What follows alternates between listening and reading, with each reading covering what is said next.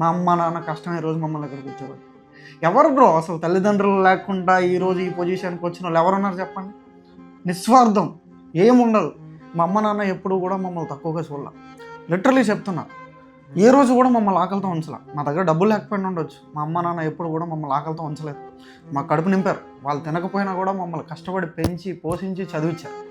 ఇదైతే నేను చాలా గర్వంగా చెప్పుకున్నా. ఇంట్లో పరిస్థితులు బాగోక నేను కూడా పనిలోకి వెళ్తుండే, మా అన్న కూడా లేబర్ పని చేస్తుండే. కానీ ఈరోజు మా అన్నయ్య ఎంకామ్ చేశాడు, స్కూల్ టీచర్. నేను ఎంబీఏ చేస్తాను, హైదరాబాద్లో ఉద్యోగం చేసుకుంటున్నాను మంచి కార్పొరేట్ కంపెనీలో. ఊరికనే రాదు బ్రో, వాళ్ళు ఆ స్టేజ్ వరకు తీసుకొని వచ్చారు కాబట్టి మన అమ్మ నాన్న. ఈరోజు మనం ఈ స్టేజ్ వరకు వచ్చాం అంతే. అమ్మ నాన్న లేకుండా, అమ్మ నాన్న సపోర్ట్ లేకుండా నీకు నువ్వే, నిజం చెప్తున్నా, మీ అమ్మ నాన్న పేరు పక్కగా తీసేస్తాను, ఎవరికో కూడా పక్కడు తెలియదు, నిజంగానే తెలియదు. అలా తెలియాలి అని అంటే కనుక నువ్వు కష్టపడి లైఫ్లో ఒక పొజిషన్కి వెళ్ళాలి. అప్పుడు నువ్వు గుర్తుంటావు, పలానోడు కొడుకు అనేదానికంటే పలానోడు వాళ్ళ నాన్నరా అని చెప్పుకునే స్టేజ్కి వెళ్తావు. అప్పుడు నీ పేరు ఎవరికైనా గుర్తుంటుంది. లేదంటే మీ అమ్మ నాన్న పేరు, మీ ఇంటి పేరు పక్క తీసేస్తే నువ్వు ఎవరికో కూడా తెలియదు. సో అలా వద్దు.